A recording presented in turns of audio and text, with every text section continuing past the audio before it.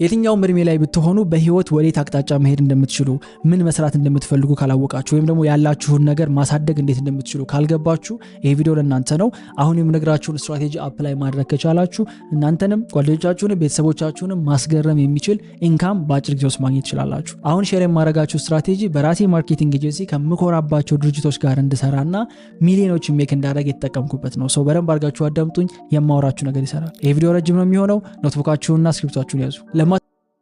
ምናልባት በህይወት ሁለት አይነት ቦታ ላይ ልትሆኑ ትችላላችሁ። የመጀመሪያው ምን እንደምትፈልጉ አታውቁትም። ወዴት ነው መሄድ ያለብኝ፣ ፓሽኔ ምንድነው መስራት የምፈልገው፣ ወዴት መሄድ ያዋጣኛል ጭራሽ አታውቁትምና ይሄ ደግሞ ሊያበሳጫችሁ ይችላል።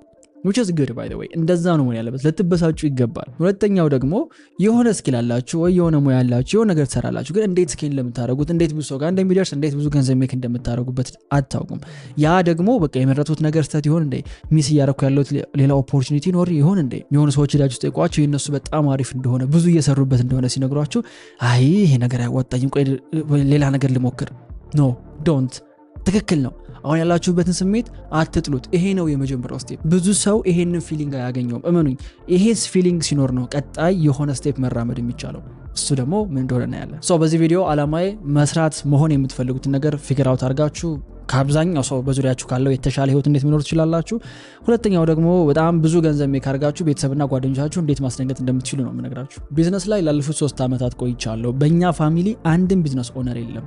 አብዛኛው ሰው ሐኪም ነውና ማንም ሰው አስተምሮኝም አልነበረም እዚህ ነገር ውስጥ የገባሁትና ግቢ ያለው ነው ገንዘብ ሜክ ማድረግ የጀመርኩት። ጓደኞቼን ጋብዛቸዋለሁ፣ ሀሪፍ ላይፍ ነበረን ምናምን። ከዛም ከወጣሁ በኋላ 2 ቢዝነሶችን ረን እያደረግን ከ30 በላይ ሰራተኞች አሉን። አድቨርታይዚንግ ላይና ኤዱኬሽን ላይ በጣም ትልቅ የሚባል ለውጥ ለማምጣት እየሰራ ያለነውና በዚህ መንገድ ውስጥ ምንም አይነት የቢዝነስ አንደርስታንዲንግ የሌለው ምን መስራት እንዳለበት የማያቅ ምንም ነገር ሽጦ የማያቅ ልጅ አሁን ላይ ቢዝነሶችን ረን ማድረግ ከዚህ ሁሉ ሰው ጋር አብሮ መስራት ብዙ የተማርኳቸው ነገሮች አሉ። ግን መስራት የምፈልጋቸው ነገሮች ፊገር አውት ለማድረግና ስኬል ለማድረግ ይረዳኝ ዛሬ ሼር ማድረጋችሁ ነገር ነው። ገንዘብ ሜክ ማድረግ የምትፈልጉ ከሆነ 3 ስቴጆች ናቸው ያሉት። ይሄንን አንደርስታንድ ካደረጋችሁት በጣም ቀላል ነው።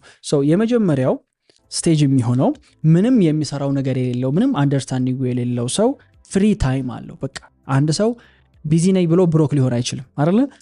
ብሮክ ሆናችሁ ሞስት ፕሮባብሊ ታይም ይኖራችኋል። የመጀመሪያው ስቴፕ ሰዓትን መሸጥ ነው። እንዴት ነው የሚሸጠው? በኋላ እናወራበታለን። ሴል ታይም። ሁለተኛው ስቴጅ የሚሆነው ስኪል ወይም ኖሌጅ መሸጥ፣ ኖሌጅ እውቀትና ሙያን መሸጥ ነው። ሶስተኛው ስቴፕ የሚሆነው ፖሴሽን ወይም በአማርኛ ምንድነው ንብረትን በለው፣ ንብረታችሁን መሸጥ። ንብረታችሁ ገንዘብ ሊሆን ይችላል። ገንዘብ ንብረት ነው፣ ገንዘብ ይሸጣል። ካልሆነ ደግሞ መኪና ሊሆን ይችላል፣ ቤት ሊሆን ይችላል። ኦልሬዲ ያከማቻችሁት የሆነ ንብረት አለ። እሱን በመሸጥ ገንዘብ ሜክ ልታደርጉ ትችላላችሁ። አበቃ። የትኛውም አይነት ሰው ብትጠቅሱልኝ ገንዘብ ሜክ የሚያደርግበት መንገድ እነዚህ 3 ናቸው። የተማረውም ያልተማረውም በእነዚህ በ3 ስቴፕ ነው የሚያልፈው። አሁን ሞስት ፕሮባብሊ እናንተ ያላችሁት የመጀመሪያውና ሁለተኛው ላይ ነው። ከመጀመሪያውን ጀምርና እንገባበታለን። ምንም ሙያ የላችሁም፣ በህይወት ምን እንደምትፈልጉ አታውቁም፣ ነገሮችን ፊገር አውት ለማድረግ እየሞከራችሁ ነው። ኖሌጅ ለማግኘት 2 ቦታ ልትሄዱ ትችላላችሁ፣ እውቀት የሚገኝባቸው ቦታዎች። የመጀመሪያው ስኩል ነው፣ ትምህርት ቤት ሄዶ መማር። የሆነ ኮሌጅ ትሄዳላችሁ፣ 30 ምናምን ሺህ ብር 40 ምናምን ሺህ ብር ትከፍላላችሁ። የሆነ እውቀት ይሰጧችኋል።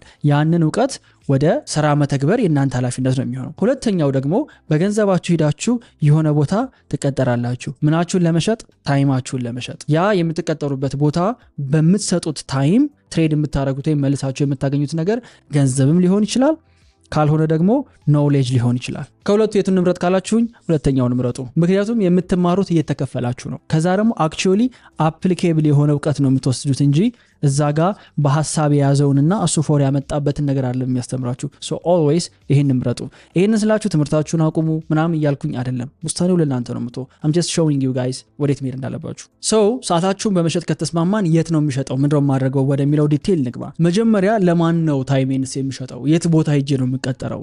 የት ቦታ ሄጄ ነው የማገለግለው ካላችሁኝ የምትፈልጉትን ነገር ለማግኘት መጀመሪያ ከእናንተ ማድረግ የሚጠበቅባችሁ ነገር መጻፍ ነው። ሊስት ማድረግ የምትፈልጉትን ነገር ጻፉት። ለምሳሌ እኔ ራንደምሊ ተነስቼ